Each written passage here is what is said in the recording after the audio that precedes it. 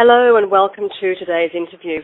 We're privileged to have Rodney Lavin from Lavin and Associates, who work under the Financial Wisdom dealer license with us today. So welcome, Rod. Thank you, Rachel. Rod, please tell us, how long have you had your own business for and what do you specialise in? Okay, I've started my own practice about 4.5 years ago, so it was early in 2006, and prior to that I worked for one of the large banks for 14 years. So I specialise in financial planning, mostly retirees. Fantastic. And tell me, Rod, what awards have you won? I know that you've been in the media recently, but with regards to awards, what have you won?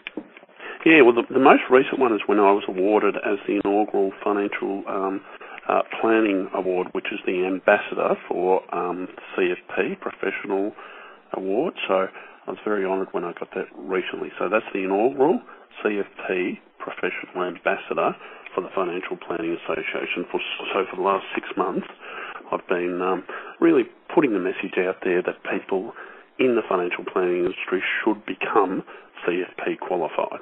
And the second part of my message is to talk to consumers and make sure that they are dealing with a financial planner who is CFP qualified.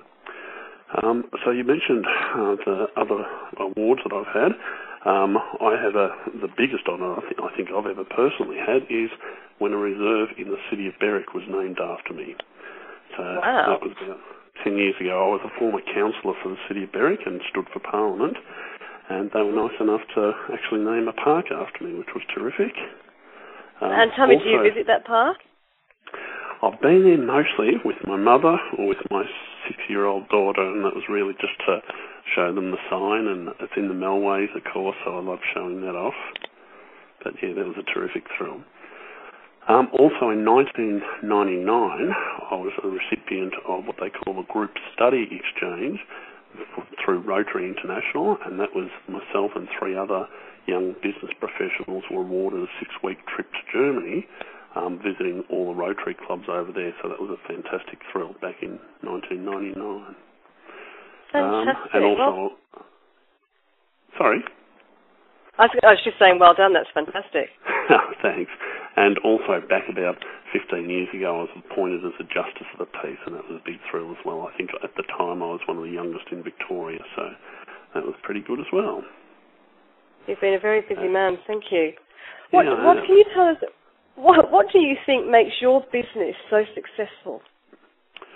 Well, one of the things that I think, and this is not being critical of large financial planning practices at all, but I think one of the benefits of running a small practice, I only have about 250 clients, and I say being a boutique practice gives me the ability to be able to really personalise my service to clients. So I know all of my clients intimately, and I think that's the key to the success that I have in my practice, that I will go out of my way to offer that personalised boutique service, which I was never able to do when I was with a large bank.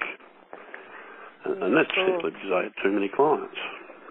And that's probably the key to the success. Rod, can I ask, what are your 5 business improvement tips that you can offer business owners today? And can you keep it to 5? I hope you don't mind, but I've probably got a few more than 5, but some of these fit into probably one category. But I think it's crucial to make sure that you are professional at all times. I think that's the key point, that you present yourself in a professional manner. I think it's also extremely important that it doesn't matter what the profession is, but make sure that you're well educated in that profession and well qualified. So when I was talking earlier on about becoming a certified financial planner, if anyone takes their industry seriously, they should upskill themselves and make sure that they're suitably qualified. I had a couple of ones about clients as well, but you need to be, again, in any business, reliable to clients and personalised and personable and friendly with your clients. And I see in plenty of practices or different industries around that people just don't go out of their way to be nice to their customers, and I don't understand why they wouldn't do that. Another one is getting your work-life balance correct. Now, a lot of talk is made about that, but I think it's crucial that you work smart, not necessarily hard. You don't need to be working 52 weeks of the year, so make sure you reward yourself with appropriate numbers of holidays as well. So I thought that was important.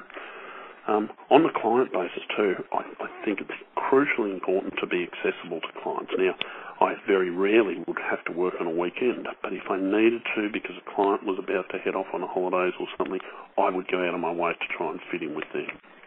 But another couple of points that I had is to ensure that everyone should have, doesn't matter what their business is, but an integrated marketing plan.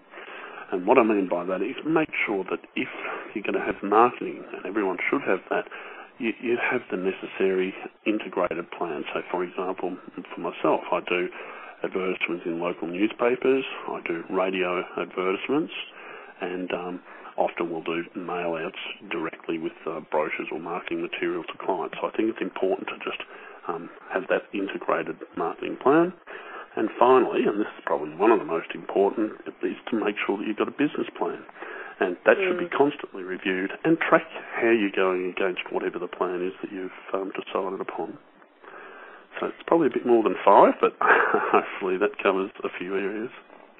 Oh, Rod, thank you for sharing today. It's wonderful that you can pass on such great words of wisdom. So I really do appreciate it. So thank you very much. That was Rod Lavin from Lavin & Associates up at Traralgon. Thank you.